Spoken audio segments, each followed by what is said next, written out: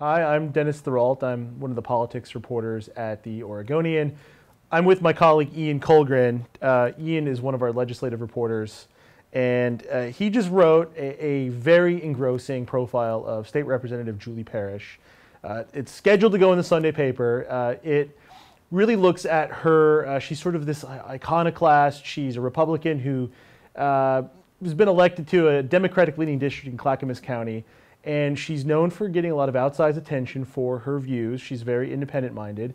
She's also got this really interesting backstory, and Ian's piece, I think, nicely wraps together all of those facets. And I kind of, we're hoping we can have a conversation with you about what you learned, and really, I guess to start off, how did you get started on this piece? It's really interesting. Yeah, well, shortly after I started covering the legislature this past January, I got an email from Julie Parrish that was forwarded to me by one of our editors here. She was commenting on a story that we had done on heroin in Oregon, and she mentioned that some of her siblings had been addicted to heroin. And that's not something you hear often from a state lawmaker. No, most of them don't come from backgrounds like that.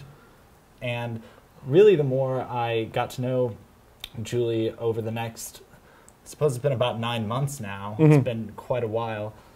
She has a really interesting story. Her mother, was struggling with some mental health problems, or so the family suspects.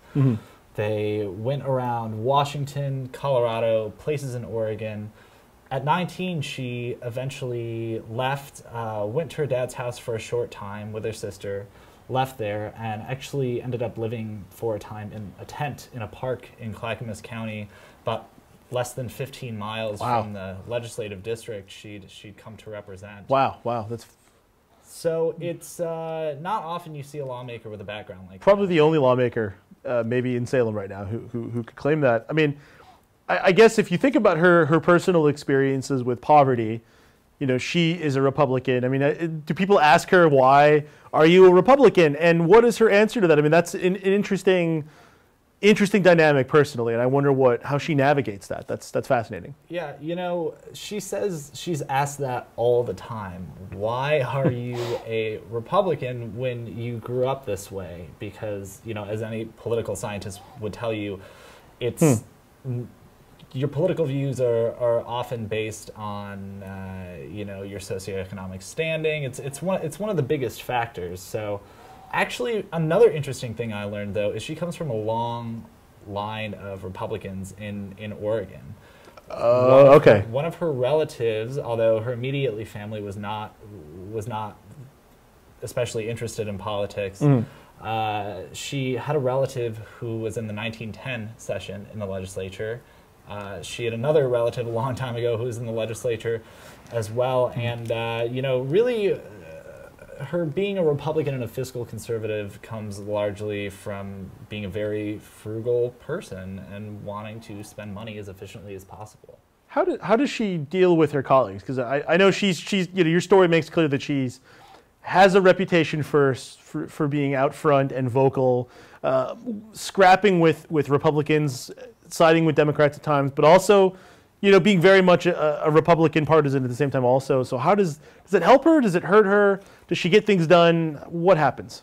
Well, as one lawmaker said to me, there's a method to her madness, and as another said, the same qualities that make her strong can also kind of be her biggest enemy.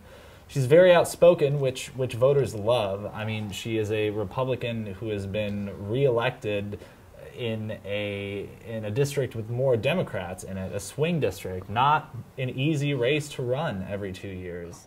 And a lot of money pouring in, I imagine, from both parties. A lot of money pouring in from both parties, you're right.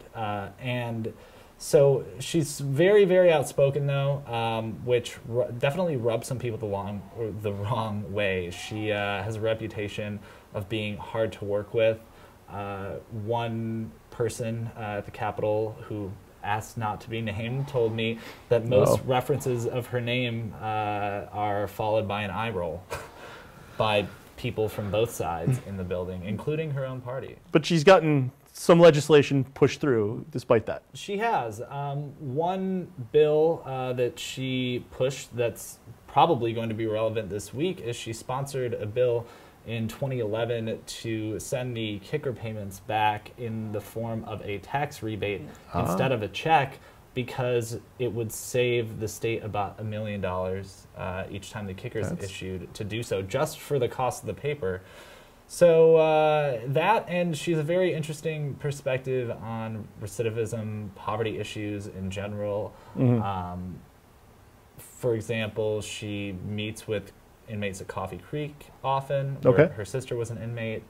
She also sponsored legislation that passed the same year her sister passed away to suspend Oregon Health Plan benefits for inmates instead of revoke them completely, so they could get back on and on with their life easier after they get out of prison. So I think anyone will tell you, really, her experience with those issues, in addition to knowing them intimately, gives her a lot of credibility talking about them, more so than most Democrats. Interesting, interesting. I mean, so the profile that she's built, a Republican in a Democratic district, swing district, I mean, if you think about recent statewide political history, Republicans have struggled, and I think Republicans would admit this too, to build a statewide campaign, to succeed. She seems like someone who has a brand that could be appealing across the aisle.